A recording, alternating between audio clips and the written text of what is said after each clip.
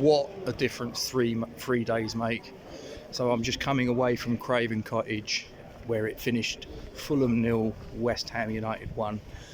And I know what people are going to say. They're going to turn around and say that we fluked it, we were very lucky, we were very fortunate, and all of which I would agree with. But we're in a situation and we're at a point in the season where it really doesn't matter so much about style.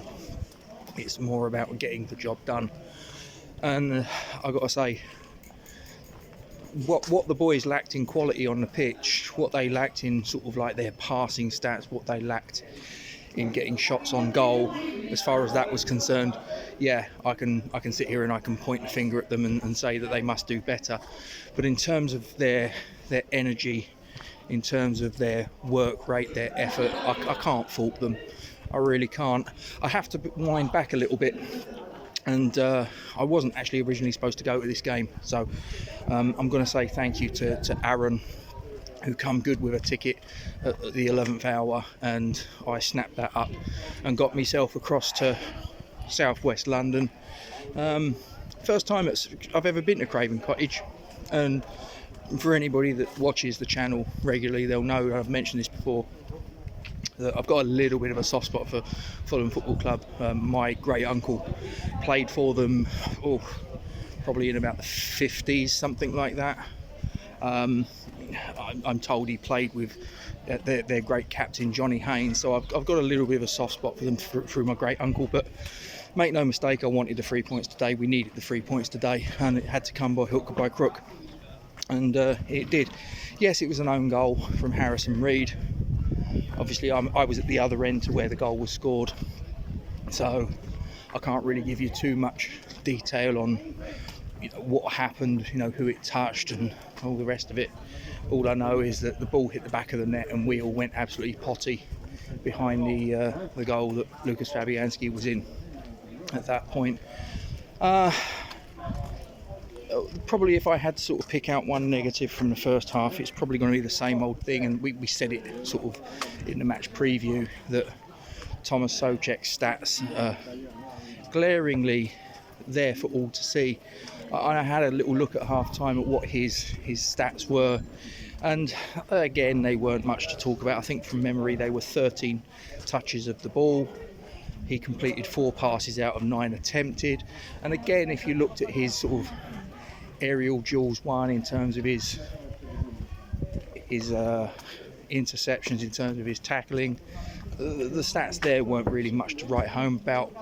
And he came out again for the second half, and to be honest, if he's put out there, he's going to try his best, but his best isn't good enough. And I do wonder what effect that has on other players that are probably on the bench and sitting there wondering what on earth Thomas Souček has to do in order to get put on the bench and not in the starting lineup. But anyway, so we start the second half, and Fulham make 2 substitutions at half time to try and sort of turn things around. Obviously, I know that Marco Silva was not on the touchline, but I would imagine that he would have been in dialogue with his coaching staff and obviously giving instructions on what to do through some sort of technology. I'm quite sure that would have been the case.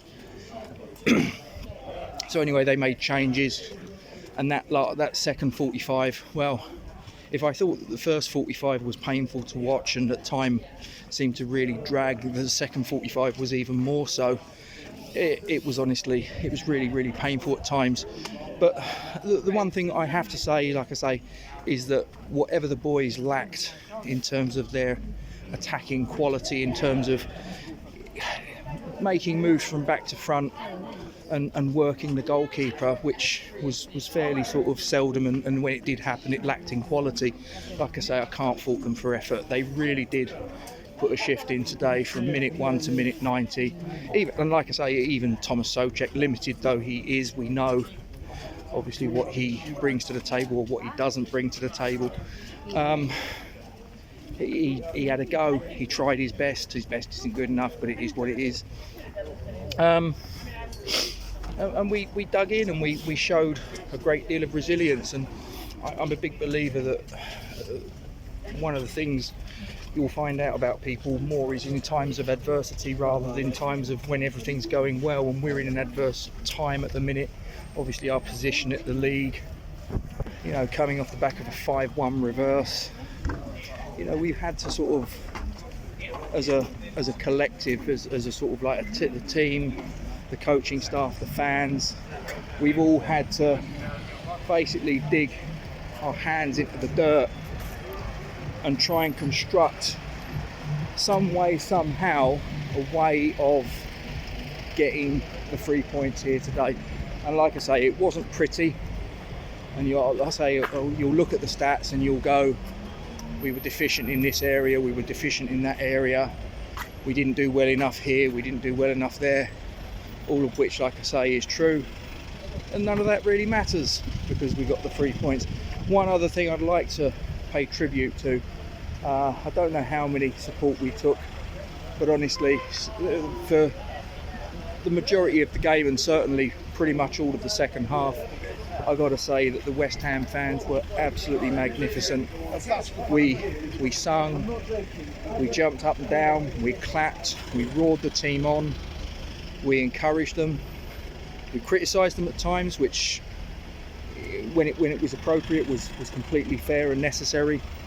But the fans, the away fans, absolutely magnificent in pushing the team on and encouraging them and getting them over the line.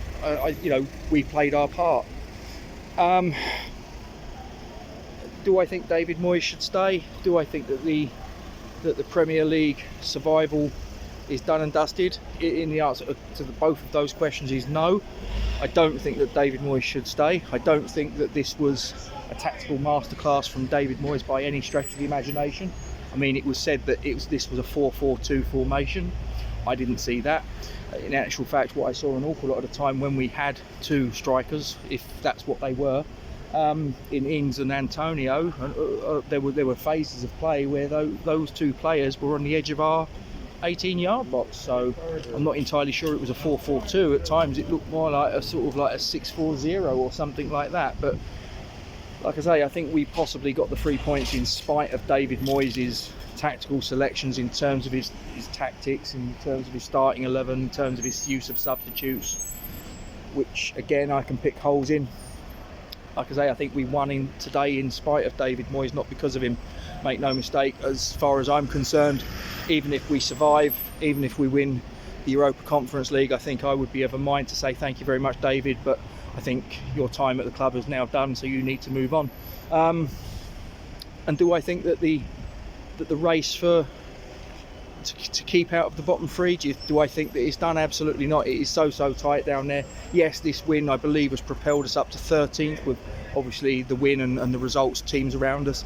But do I think that the game is that we're safe? No, absolutely not.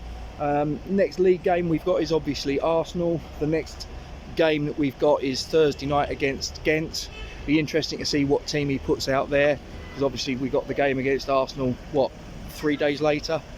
So the priority is still going to be for me the Premier League, but you know, Arsenal's going to be a big ask. We'll see what team that David Moyes puts out, but you know, as far as this is concerned, this was a much better performance, a lot more resilience, a lot more courage, if not quality on display from West Ham, and we need to replicate that. As I say, the game against Arsenal's not going to be the one that I'm going to be looking at too much. It'll be games beyond that. It'll be games against Leeds, it'll be games against Crystal Palace, Leicester City, who I think now, with the result, I believe they got beat by Bournemouth, and I think that probably does for them.